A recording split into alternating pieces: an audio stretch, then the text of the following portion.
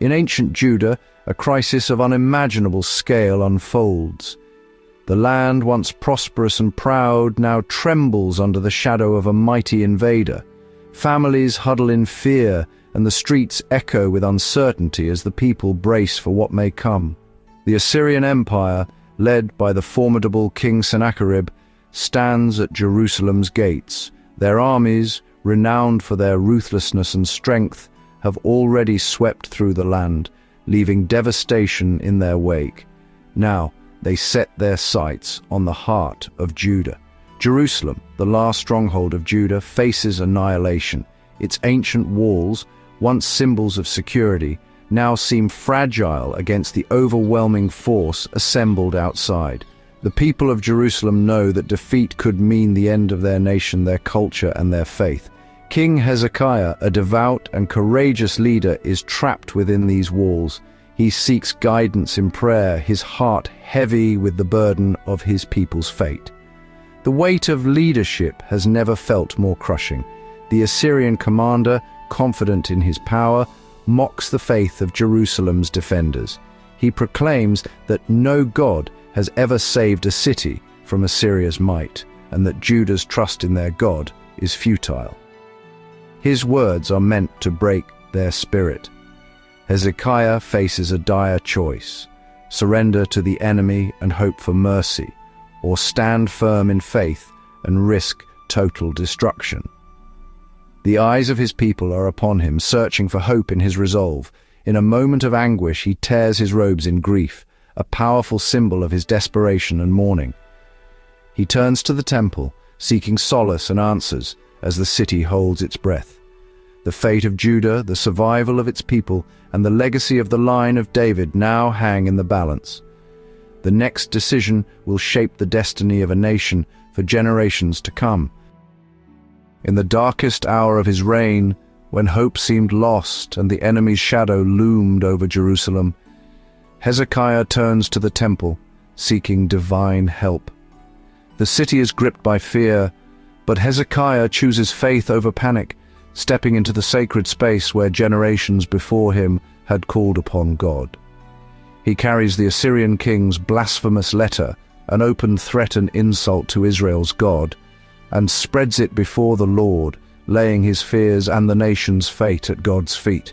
His prayer is not rehearsed or formal, but a raw, desperate plea. Hezekiah acknowledges God's supreme power, confessing his own helplessness and the overwhelming odds against them.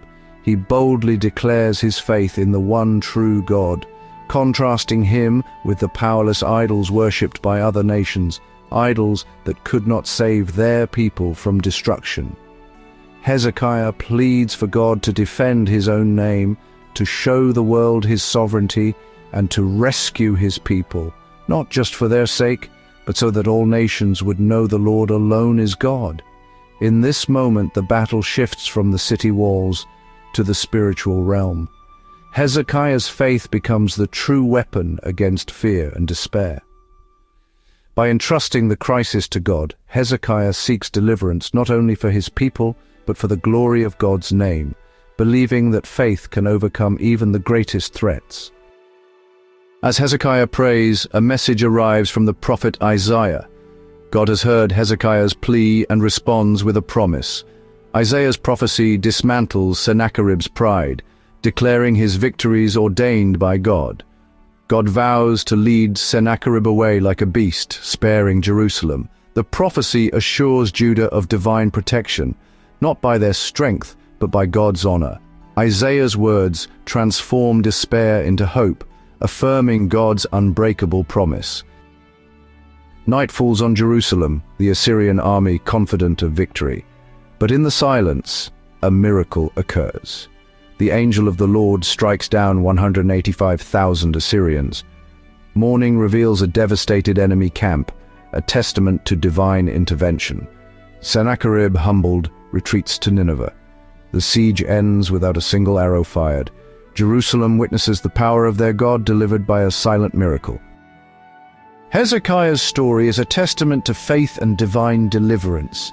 In a time of great fear and uncertainty, when Jerusalem was surrounded by a powerful enemy, Hezekiah chose to trust in God rather than surrender to despair.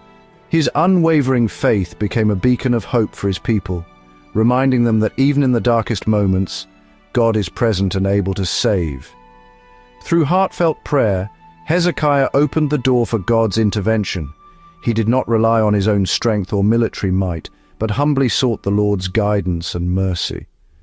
This act of surrender and trust allowed God to work powerfully on behalf of Jerusalem. The miraculous deliverance that followed foreshadows a greater salvation to come through Jesus Christ. Just as God rescued Jerusalem, he would one day offer rescue to all humanity through his Son.